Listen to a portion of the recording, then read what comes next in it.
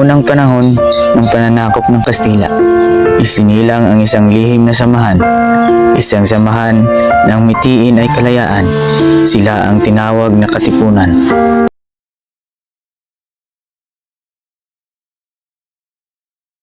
Parang awa niyo na po, Padre. Tinapuan po ng malarya ang anak ko. Kung maaari lang po sanang mahingi ang aking sahod. 3 buwan na po kami hindi tumatanggap ng sahod. Padre, kinakailangan din po namin mabuhay at bumuhay ng pamilya. Awa! Labis na po ang pagpapahirap ninyo sa amin. Anong klaseng Panginoon ang meron kung walang halaga ang buhay namin sa inyo? Sino ka para hamon ng pamamalakad ko? Sinabi lang hindi pwede. Parang awa niyo na po, Padre. May sakit po ang anak ko. Simpatsyenta! Ikulong ang demonyong ito! Kayo ang demonyo. Magnanakaw. Magagahas sa mamamatay tao.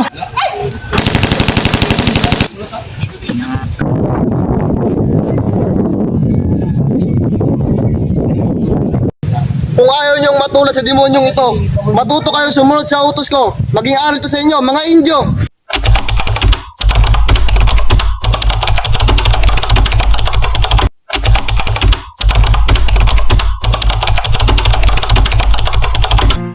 Mga kapatid, ang ating bayan ay lumukmasta ng ikala ng Espanya. Hindi na sapat ang pagluwa at pagtitiis.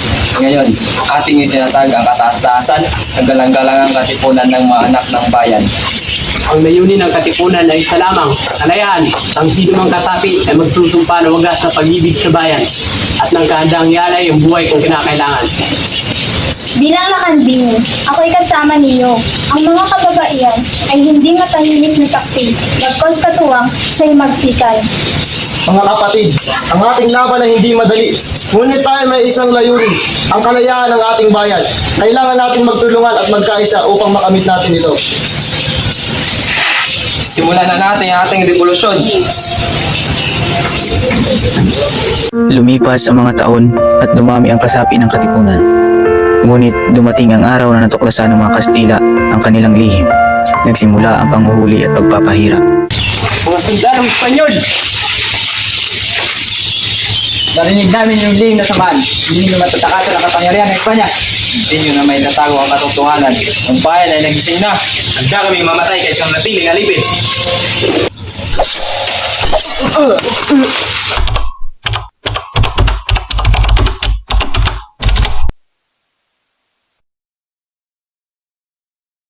Alam na nila ang kilos ng Katipunan at mahigpit na rin ang pagmamasid ng mga Espanyol sa atin.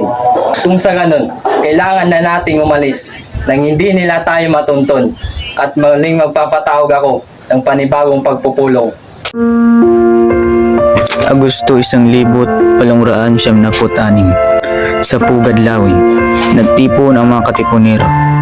Haharapin nila ang pinakamahalagang pasya, mananatiling alipin o sisimula ng himagsikan. Ang pagpunit ng sidula ang naging hudyat ng kanilang paglaya.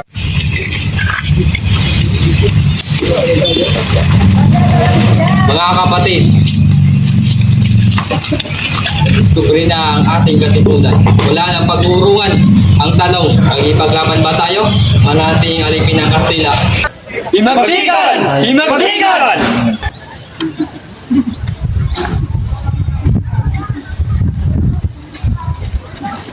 Gregoria, kailangan na nating umalis. Pinaghanap na tayo ng Guardia Civil upang aristuhin.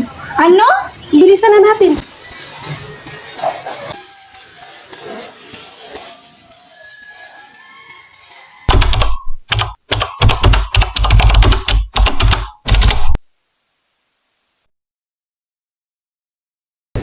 Lahat ng pinuno ay narito upang magbigay ng malang desisyon ukol sa pag-aaklas laban sa Espanya. Unti-unti nang napupuksa ang ating katipunan. Kailan pa ba sisimulan ang pag-aalsang ito? Simulan na natin ito sa lalong madaling panahon. Ngunit wala tayong sapat na paghahanda. Tayo mga katipunero lamang ang mapupuruan sa gagawin nating himagsigang ito. Hindi natin maaaring simulan ang pag-aalsa kung wala tayong sapat na armas at pagkain para sa ating mga samahan. Kailangan nating magsakripisyo. Wala na tayong mas maaga pang panahon kung lahat lang lamang tayo ay magtutulungan. Kahayaan na lang ba natin magutom ang ating mga tauhan? Kung mayroon man tayong bagay na mas mahalaga, yun ay ang sapat na lakas. At isa pa, ayon kay Rizal, hindi sang-ayon ang mga mayayaman sa atin. Mga magigiting na anak ng bayan, alalahanin ninyo ang iyong mga kapatid na binaril sa bagong bayan. Kung tayo ay babalik sa ating tahanan, tayo ay papatay ng mga Espanyol. Nakatutok na ang kanilang mga baril sa atin. Alam na nila ang ating samahan. Kailangan kong marinig ang iyong mga pasya. Himagsikan! Himagsikan! Tunay nga kayo'y handa na. Ilabas ninyo ang iyong mga sedula. Punitin natin ang ating mga sedula.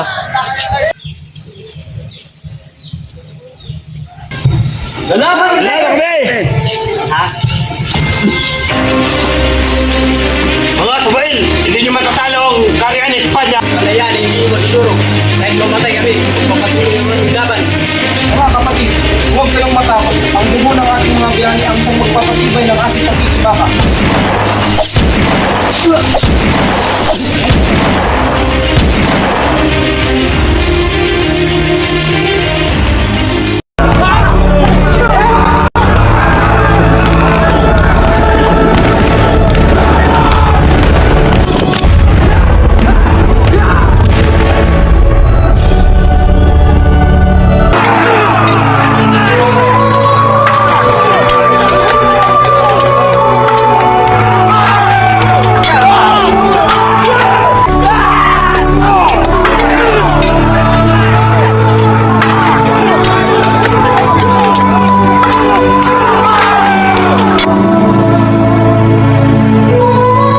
Maraming buhay ang nawala.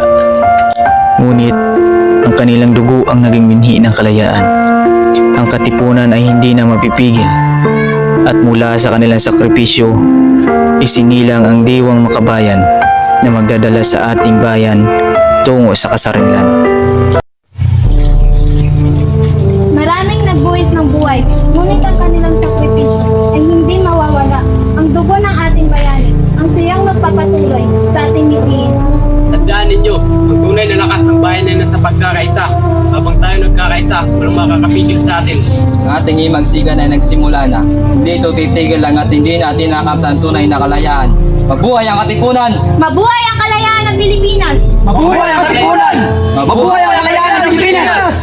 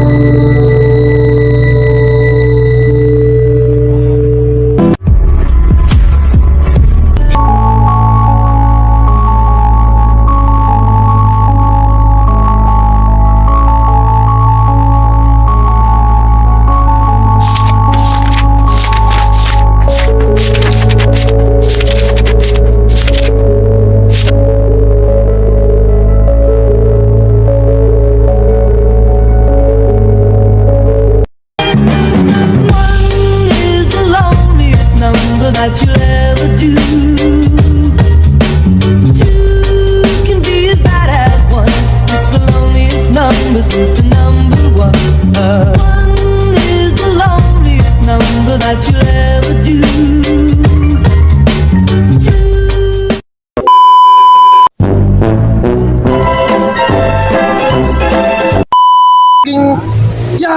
Maging